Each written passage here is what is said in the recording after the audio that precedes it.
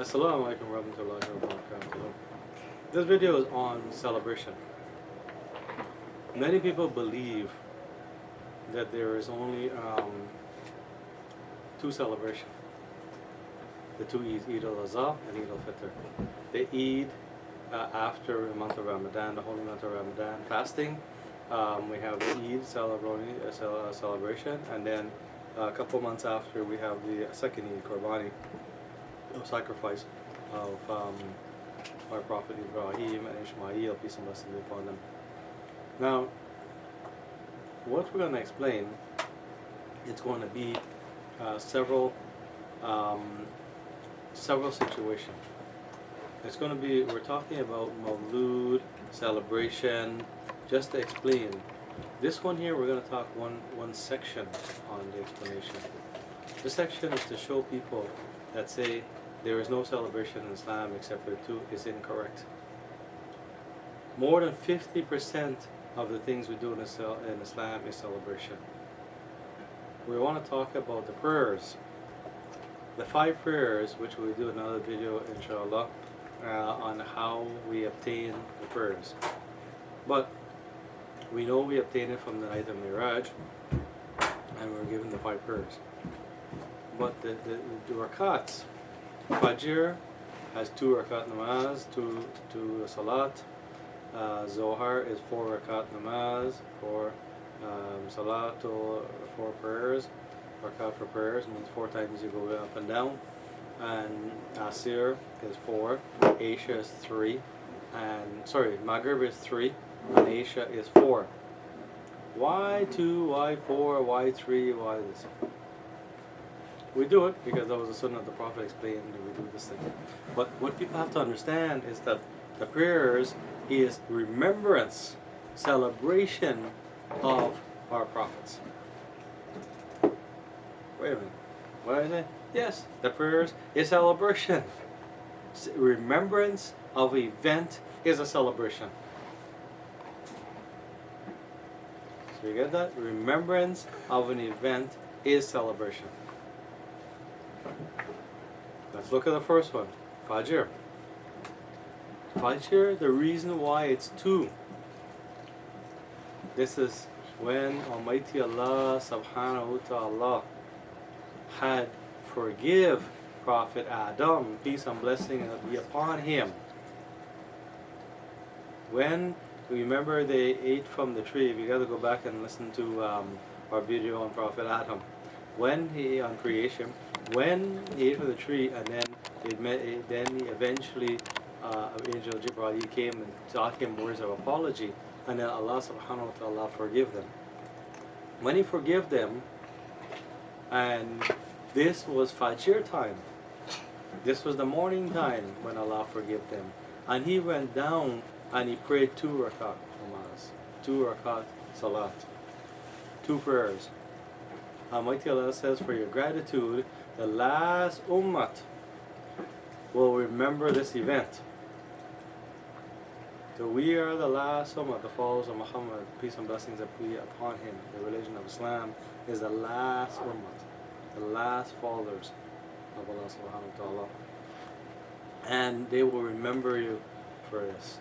So we celebrate the Fajr prayers by remembering our father Adam when Allah forgive them, and he was so grateful that he did 2 rakat prayers for thanking Allah. Then the Zohar, one hadith talks about when Ibrahim had, this was the prayers for Ishaq and Ishmael, when the sacrifice of the son Ishmael, and then Allah put a ram, and then Ibrahim had prayed for thanking Allah. Now, this is one hadith talks about Ibrahim. And actually, it doesn't really matter which messengers did the rakats. Another one talks about Noah. When Noah was saved from the flood, Allah saved him and the followers and his family who stayed with him, and the followers and the animals from the great disaster. He went 4 rakats, salat, namaz, for thanking Allah. Then, you see, our Prophet, for the Asir prayer, one is Ibrahim for the Noah, for the Zohar prayers, and then Maghrib, Prophet Ayub. Prophet Ayub was sick for 20 something years with disease and sickness, and then Allah subhanahu wa ta'ala cured him.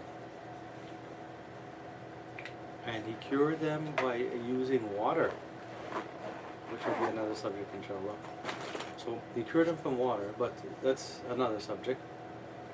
So when he cured him, his gratitude and thanks to Allah, his niyat means his intention was to read 4 rakat namaz, 4 prayers. And when he went down after the third, because he was so sick and his body was healing, he was so tired he could not make the 4th one. So he closed off, Salaam alaikum to Allah, Salaam alaikum to Allah. This is from Prophet Ayub. This is Prophet Job in English. We get that Maghrib from here. And Prophet Dawood. Another hadith talks about Prophet Dawood prayed the 3 for the Maghrib prayers, for his gratitude and forgiveness. And Aisha is, the Prophet Muhammad loved Aisha prayers. Aisha prayers was his prayer. And also Prophet Yunus. Prophet Yunus, Allah saved him from the belly of the whale. He had 4 rakat namaz. So you see, all these prayers that we have is a celebration. We're remembering our messengers, all these great messengers that Allah has sent to us to give us warning and a message and the secret to salvation for the everlasting life.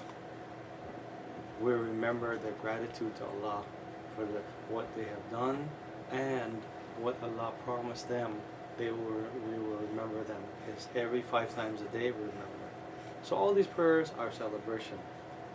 Now let's look at the Hajj or the Umrah. Now, in the Hajj or the Umrah, we run between the Safa and the Marwa, the 2 hills.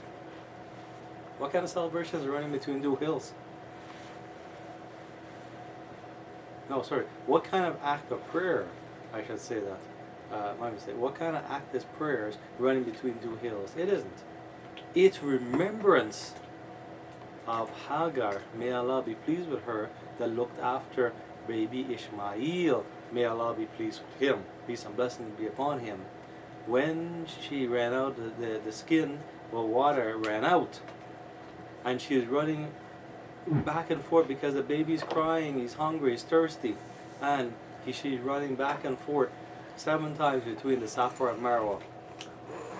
Why we do this in Hajj is because it's, again, a remembrance. A remembrance? What is a remembrance? A celebration of our sister Hagar and our beloved Ishmael prophet. We remember them by a celebration of doing this act. Now, we also in the Hajj, we stone the shaitan, the jamras, we take stones, petals, and we stone shaitan. Is shaitan there? Shaitans are wrong all over, yes, but the shaitan is physically not there when they're stoning him. Why are we doing this? This was the point, at this point here, is where when Prophet Ibrahim was ordered by Allah to sacrifice his son Ishmael, peace and blessings upon them, and shaitan came to his son saying, your father is going to kill you. He says, no, this is what Allah's will, you will find me steadfast. So Prophet Ishmael says, whatever Allah wills, he will not do nothing. And he turned down shaitan with trying to tempt him.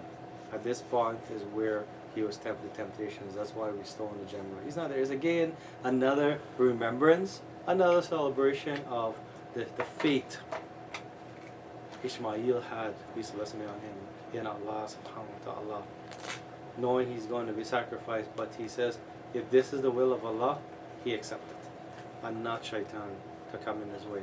So as a remembrance. So you see, all these things was remembrance.